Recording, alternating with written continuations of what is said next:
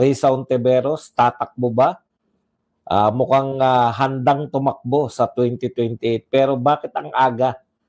Bakit ang aga niya pong nagpahayag, no? Mayroon pong purpose yan. Kinakailangan niyang sabihin na siya talaga yung tunay na leader nila ng mga dilawan at kakamping. Yung insecurity niya, dala-dala niya eh. Una, insecurity niya, ang tagal niyang pinagnasahan na siya.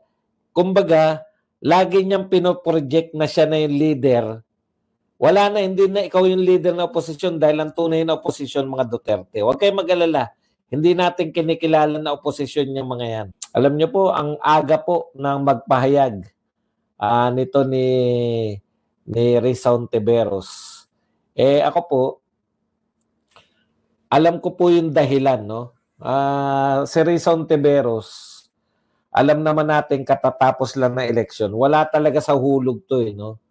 Gusto niya kaagad na kunin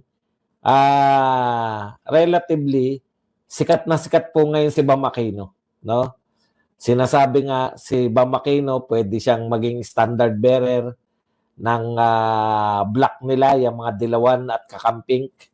Pwedeng siya yung maging patakbuhin nila bilang o siya yung maging bagong leader, no? Kaya nga po, nag-ipal kagad to si Hontiveros. Ayaw niya kasing maagaw sa kanya yung pagiging leader ng oposisyon. Siya lang naman nagsasabi na siya leader ng oposisyon. Tanong, kinikilala ba siya? Meron po ba siyang papel sa panalo ni Bam Aquino at saka ni Kiko Pangilinan? No? Alam mo, Risa Hontiveros, yung kawalan mo ng hulog, si Risa Hontiveros, ano yan eh, yung ego niyan o yung hindi ano eh, anong tawag dito sa tao na to? Masyadong inseguridad, no? Yung insecurity niya, dala-dala niya eh. Una, insecurity niya, ang tagal niyang pinagnasahan na siya. Kumbaga, lagi niyang pinoproject na siya na yung leader.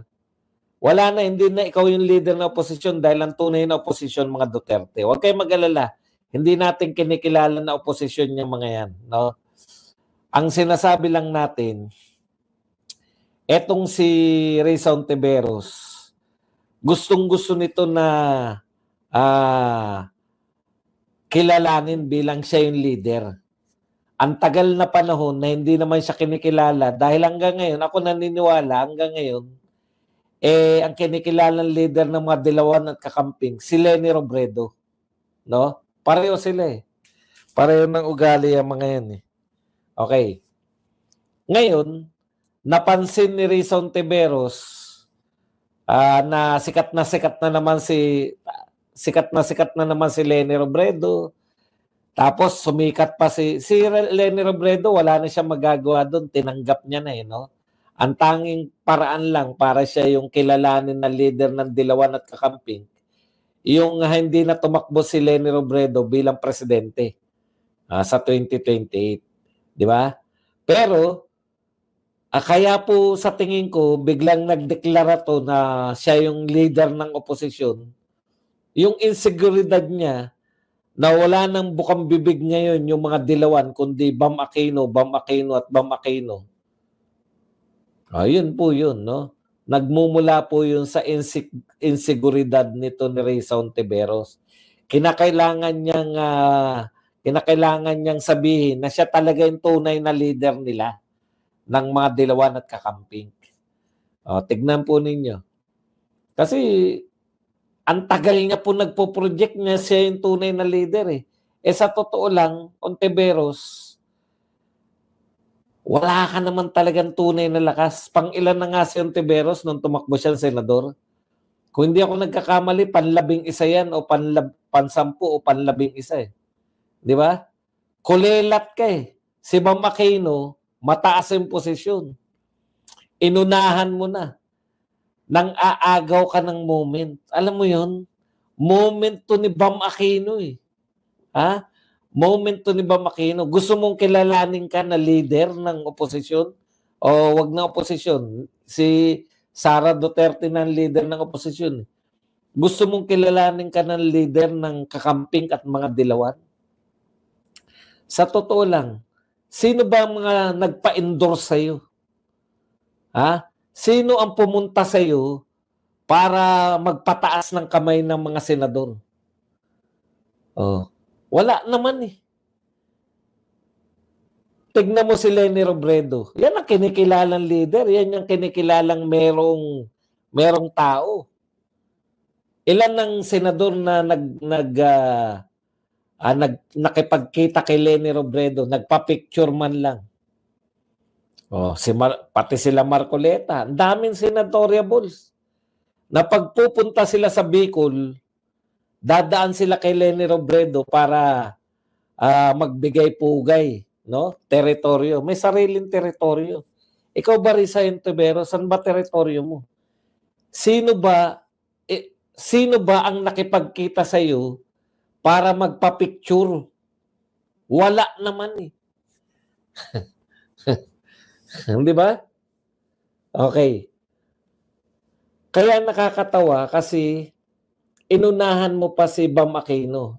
Si Bam Aquino, kung hindi po tatakbo kung si Leni Robredo po, ipapaubayan niya po yung leadership ng mga dilawan at kakamping, hindi sa iyo, Risa Ontiveros. Dahil wala ka naman talagang kakayahan. Dak-dak, atake ka lang. Iba na approach ng mga dilawan at kakamping. Hindi mo ba napuna? Hindi na sila umaatake katulad mo. Ikaw, atake ka pa rin ng atake. Wala ka sa hulog. Alam naman natin hindi mananalo yan. Di ba? Sino ba? Kaya lang, siyempre, ang nakakahiya nito, sinasabi mo na meron kang grupo, di ba, na ikaw yung leader nila. Ikaw ba kinikilala ka rin ni Kiko at ni Bam na leader? Sigurado ka ba na sa'yo sasama? Kasi ang sabi ni Risa Ontiveros, definitely, ang tunay na oposisyon ngayon, etong kampo ng mga Duterte. Pero hindi ibig sabihin na oposisyon sila, automatic na minority sila. Hindi. Pwede ngang maging majority yung Duterte group eh. Hindi mo ba napuna yun? 5 yung nanalo ngayon, Duterte. Plus si Mark Villar. Plus si Robin Padilla. 7 na. Oh. Sino pa ang pwedeng makuha? Yung mga Cayetano. Pwedeng makuha yan. Basta makuha lang nila. Si Soto, basta maging Senate President lang, very willing na bumaliktad laban kay BBM. Di ba? Baka nga maging majority pa yung pro Duterte. Definitely, sabi kasi ni Risa Ontiveros, pag daw hindi sila naging minority at yung Duterte group ang naging minority, magiging independent na lang daw sila. Sinong sila? Sa tingin mo, susunod sa'yo si Bam tsaka si Kiko? Hindi ako naniniwala. Hindi, Trillanes na nanalo ba si Trillanes na senador? Hindi senador ang tinakbuhan, mayor lang. Nanalo bang mayor?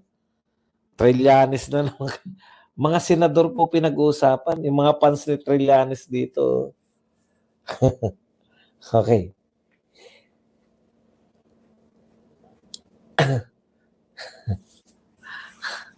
Ipaalala ko lang sa'yo. Hindi, siya lang nga eh. Ikaw na nga lang yung minority dun eh. Natalo ka pa ng independent. Di ba? Yung sa commission ng appointment. Okay. Hindi mo naisip yun. Si Bam, hindi na siya Liberal Party. Paano mo naisip na ikaw ang kinikilalang leader ni Bam at ni Kiko? Hindi mo ba naisip na pwedeng sumama sila kay Marcos? Ayusin mo muna, 3 lang kayo dyan, ayusin mo muna kung ikaw talagang tunay na kinikilala bago ka mag-e-epal. Yun lang yun. Wala namang sumiseryoso sa'yo. Sa totoo lang, Risa Ontiveros, walang sumiseryoso sa'yo. Sinong kandidato ang pumunta sa'yo para magpakita man lang, yung magpa-picture man lang? Alam ko kay Leni marami. Sila Tito Soto, pati si Marcoleta, pati kung sino-sino na pupunta sa Naga. nagpapapicture. Di ba? May clout kahit papaano si Lenny. Ikaw, wala ka. Wala akong nabalitaan na pumunta sa'yo na senatoriable para magpa-picture man lang. Anyways, punta na po tayo rito sa mainit na mainit. Alam nyo, nakakaasar, no? Nakakaasar to si Auntie Claire na parang anyabang-yabang. Kanina nanonood ako na yung reconciliation daw, hindi lang para sa mga Duterte, para daw sa lahat ng tao. Auntie Claire, hindi naman kami nagsabi ng reconciliation. Hindi naman yung mga Duterte, yung Pangulo mo, ang nag-aalok ng reconciliation. Hindi nagmula sa Duterte, wag nyo pong babaliktarin. Ngayon, yung marami na, alam na namin yan. Alam na namin yan. Kalaunan, sisisihin nyo na naman yung mga Duterte dahil nagsalita na si Marcos na gusto niya na reconciliation. Siyempre, wala nang tiwala yung Duterte group. Lahat po ng maka-Duterte, hindi na po nagtitiwala sa salita ni President Marcos. Ngayon, ang lumalabas pa, Auntie Claire, na parang kami pa atat na makapag-reconciliation sa inyo. Ang katotohanan, Auntie Claire, sinasalba na lang ni Marcos yung natitira pa niyang, di ba? Kasi lagapak, pinakamasamang record, pinakamasamang record ng Pangulo sa midterm election in the past 5 decades. Yung sinasabi ni Risa Ontiveros na hindi po siya sasama sa Duterte Black. Sino ka naman? Gaano ka naman importante? Hindi ka naman, wala ka naman bilang Ontiveros Nakakabuisit kasi parang kung pakikinggan mo si Auntie Claire, tayo pa yung nagsuggest ng reconciliation. Ang sinasabi ni BP Sara, bloodbath, dadanak ng dugo, hindi reconciliation. Sawang-sawa na kami sa mga katotokes nyo. Ano sabi ni Senator Bato? Mag-real talk lang tayo. Ito po ang pinahayag ni Senator Bato. Galit Sabi ni Senator Bato, sino ba may ayaw sa bati-bati? Sino ba may ayaw sa walang away-away? Ito, maganda yan. Maganda simulain yan. Sino ba naman na may gusto ng away? Lahat naman tayo gusto katahimikan. Pero yun nga lang, kung sincero sila sa sinasabi nila. Diba? Thank you very much kay May Orteguera na nagbigay sa atin ng 25 AED. Wala naman sigurong gustong forever mag-away. Lahat naman tayo gustong tumahimik. Si Bato po ito nagsasalita at mamuhay ng matiwasay at makapokus sa kabutihan ng ating bansa. Pero sa ilalim na sugat na in-inflict nila sa amin, I think kailangan talaga na extreme sincerity, hindi yung pahapyaw. Yan po. Hindi yan napapatunayan sa salita, nasa gawa yan. Bakit po wala nang tiwala si Bato kay President Marcos? May experience ako sa kanya na sinabi, ibang ginawa. So mahirap ako makapagsabi kung sincere siya o hindi. Wala na pong tiwala Alam ko yung sinasabi ni Bato ina-announce niya na hindi raw makikipagtulungan yung gobyerno ni BBM sa ICC. Tapos kamukat-mukat mo, pinakulong nila si Tatay Digong sa ICC. Yan ba dapat pagtiwalaan? Ngayon, Auntie Claire, si BBM ang nagsabi ng reconciliation, hindi yung mga Duterte. Parang sinisisi mo na naman yung mga Duterte. Una, Mr. President, bakit namin nalaman bakit namin sinasabi na yan, tokis lang? Si Auntie Claire po siya, panay pa rin ang bira Di ba? Wala namang tigil sa kabibira yung mga bata mo. Tapos sasabihin mo, reconciliation? Kung bumira yung bata mo, walang tigil eh. Hindi naman tumatahimik yung bunganga ni Auntie Claire eh. Anong klaseng reconciliation yan? Ikalawa, tuloy pa rin ang impeachment ni BP Sara. Ha? Tuloy-tuloy pa rin. Yung mga tauhan mo sa Kongreso, yung mga congressman, tuloy-tuloy pa rin ang banat kay BP Sara. Paano magkakaroon ng reconciliation? Salita ka lang na gusto mo makipagbati pero lahat ng kapanalig mo umaatake sa mga Duterte. Ano reconciliation dun? Kung patuloy niyong atakehin yung mga Duterte. Pero mas maganda po yung sinabi ni Senator Bongo. Ito po yung sinabi ni Senator Bongo tungkol po dyan sa reconciliation na yan. Kung gusto nyo ng reconciliation, pabalikin nyo muna si Tatay Digong. Correct. Di ba? Tokis lang yan. Yan dali lang po sabihin. Importante dito yung sinseridad ng bawat isa. Kung gusto po ninyong reconciliation, pabalikin nyo muna si Tatay Digong. Yung makakita ba ng effort, no? Hindi naman po, alam nyo, Auntie Claire, sa kaalaman mo, hindi Duterte ang nang-aapi. Duterte po, Marcos ba ang pinakulong sa ICC? Marcos ba yung may impeachment? Di namin problema. Gusto nyo maging maganda pa record nyo sa mga susunod? Ayan. 20 pesos na bigas. Utangin na naman yan. Hindi naman po 20 pesos na bigas na napababa nyo yung presyo. Ibebenta nyo ng palugi ang 20 pesos na bigas, popondohan po ng taong bayan, pero ni sa Mindanao po, ni isang tindahan sa Mindanao, walang maibebenta. Bakit kaya? Reconciliation ang gusto nyo?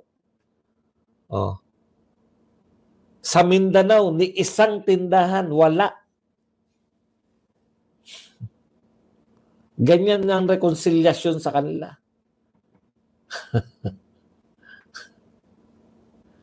Tokis lang.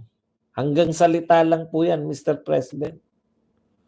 Wala pong kinalaman yan. Alam nyo, believe talaga ako, no? May mga pag-amin pa. Oo, inaamin natin. Na hindi, kasi inuna natin to. Anong inuna nyo? Anong malalaki ang inuna nyo? Mr. President, ika-4 na taon na ninyo ng panunungkulan. Ha? Nangangako pa rin kayo. Yung mga pangako na yan, na re-reviewin nyo yung mga ginagawa, hindi po pinapangako yan. Tanggalin nyo yung mga hindi karapat-dapat. Reconciliation ang gusto nyo, nariyan si Auntie Claire, araw-araw.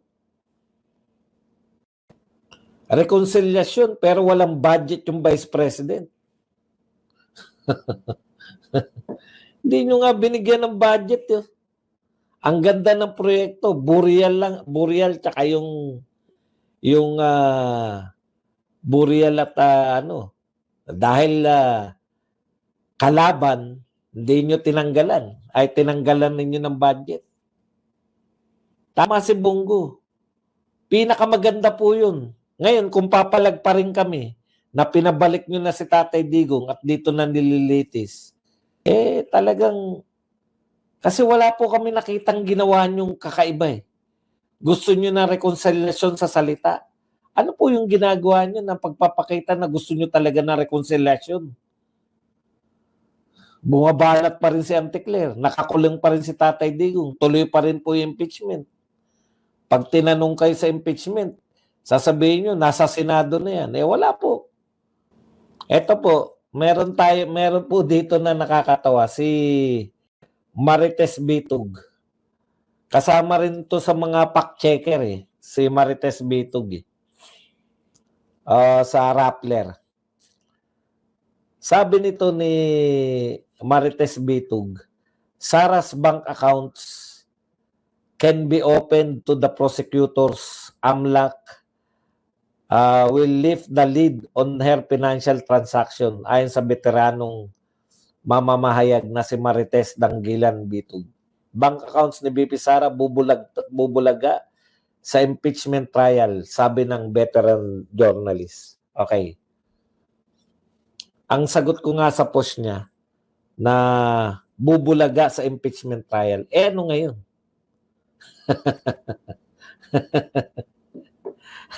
Meron po ba kayong akusasyon na yung si BP Sara po ay nagpayaman sa pwesto? Magkano? 'Di ba? Hindi po pwede na buksan lang natin 'yan. Ano ngayon kung binuksan yung bank account? Makakakita po ba kayo na ninakaw 'yan? Patutunayan niyo na ninakaw yung bank account na 'yan.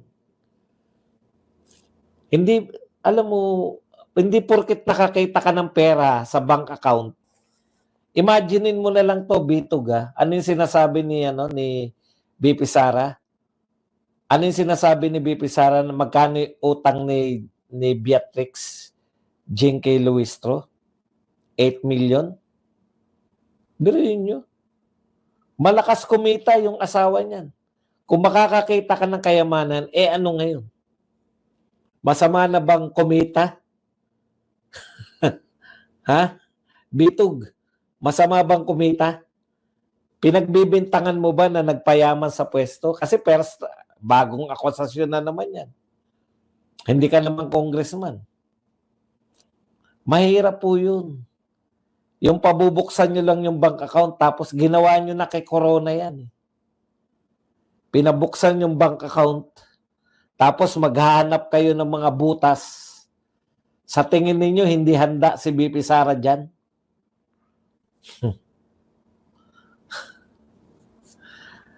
Maliban na lamang kung pinagbibintangan ninyo na nagnakaw si BP Sara, wala nga kayong bintang. Ang binibintang nyo, ang una nyong binintang, ano kinalaman nung bank account dun sa number 1 nyo? Alam nyo ba kung ano number 1 na akusasyon kay BP Sara?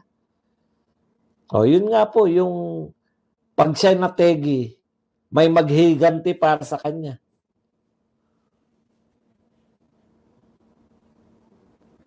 Hindi ko maintindihan kung bakit po, bubuksan na yung bank account ni BP Sara. Bakit may akusasyon ba kayo sa bank account?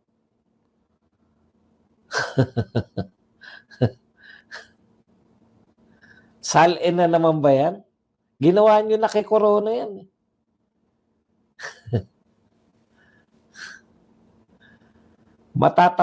Matataplaugan kayo.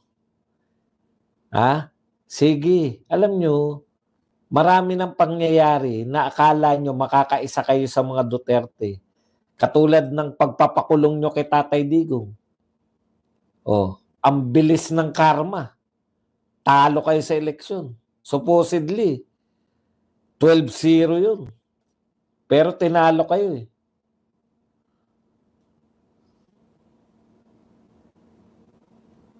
Hindi nga po eh. Ang tuwan-tuwa po sila dahil makakakita sila ng bank account. Opo, kasi vlogger ako eh. Itong vlogger na to magaling daldalan. Tama po kayo. Kung dancer ako, magaling ako sumayaw. Di ba? Kaso vlogger. Kailan pa po naging masama sa isang vlogger, political vlogger, ang magaling sa daldalan? Yun yung problema sa inyo eh. Kasalanan ko ba na hindi ka magaling? Kailan pa po naging kasalanan ni Badong na magaling siya? Mauna, maraming salamat. At sinasabi mo magaling ako sa daldalan. Ikalawa, minamasama mo ba? Minamasama mo ba na magaling ako sa daldalan? Laos na po yan. Yung intellectual shaming, wala na po silbi yan. Kasalanan ba namin kung magagaling kami? Magmagaling ka din. Kailan pa po naging masama ang maging magaling? Magaling daw ako sa daldalan. Alam nyo, magsabi po kayo ng mga mali kong sinasabi. Hindi ko po kayo tatanggal. Pero sasabihin mo, itong vlogger na to, magaling to sa daldalan. Opo, salamat po. At sinabi niyo akong magaling sa daldalan.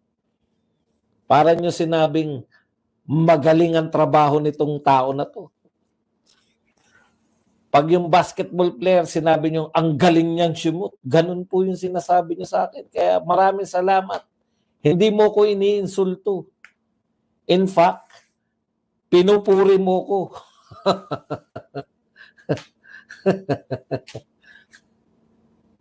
Di ba?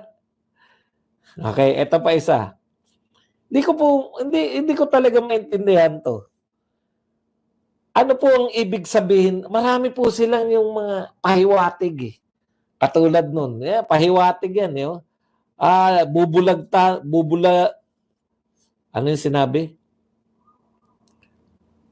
Bubulaga sa impeachment trial ang bank account ni BP Sara. Bet nakita mo na ba yung bank account ni BP Sara? Bitog? Nakita mo na may access ka? I-demanda nyo to si Bitog. Mukhang may nagpasilip sa kanya ng bank account. Pag nakita mo ba yung bank account, ibig sabihin makasalanan na. Ako rin may bank account eh. Makasalanan na ba ako? Lahat ba na may bangko, makasalanan? Baka ikaw, Bitog, may bank account ka rin eh. Hindi po kasalanan ng pagkakaroon ng bank account. Ano naman talaga. Ganun po sila eh. Simple lang naman po. Ha? Simple lang po yan eh. Nagnakaw. Ganun lang po. Halimbawa, ano ba binintang nila kay ano? Overprice. Yung pinatayong City Hall at nung iniimbestigahan niya si Binay, mayroon pong binibintang eh. Nag-overprice. Ang pinatayong City Hall ng Makati o pinatayong, ano ba yung pinatayo sa Makati? Ito po, ano po bibintang nyo? Mayroong, anong tawag dyan?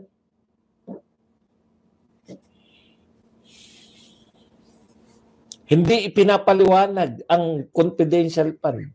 Ginastos ng 11 araw ang confidential fund. Naknang po, pakaso pala yun.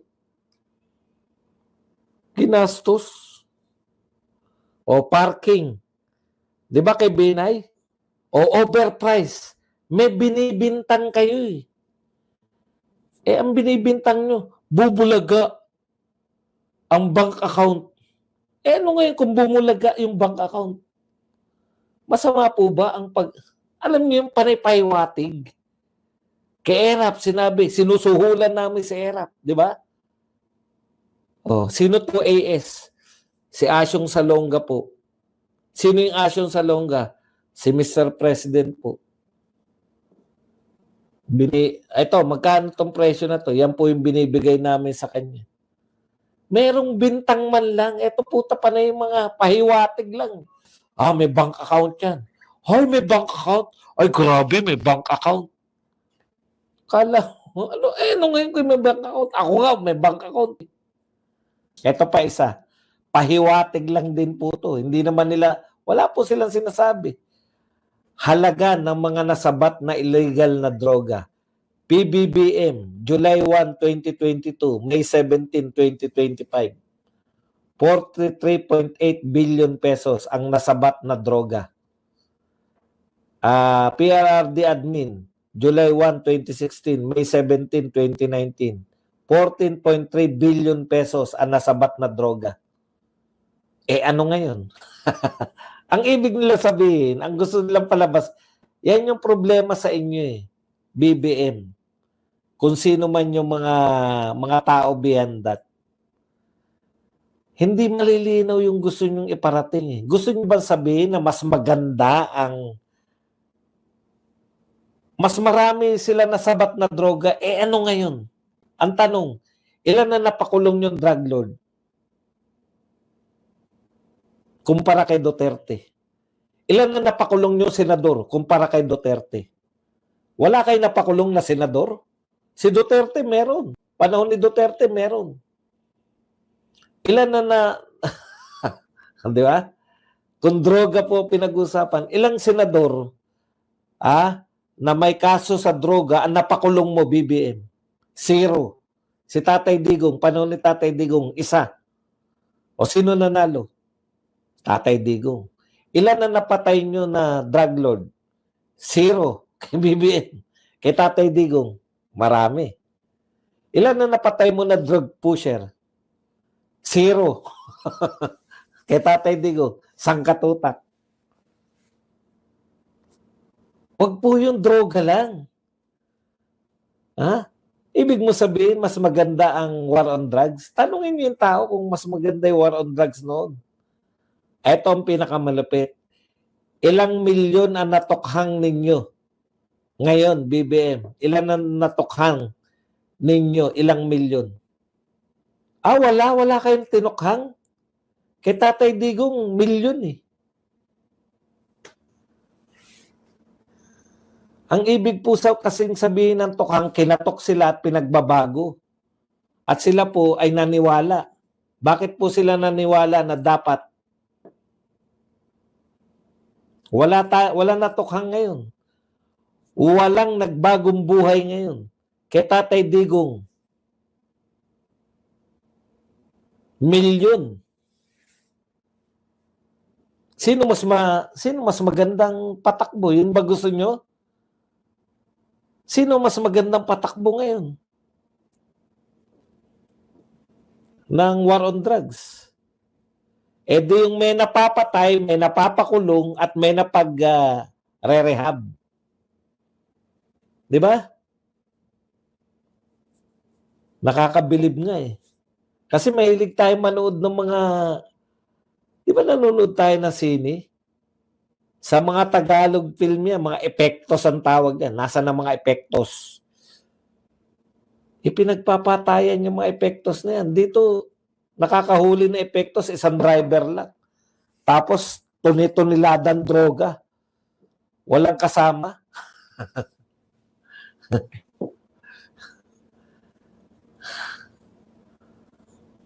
O ngayon, may sinasabi, meron na naman tayong ngayon.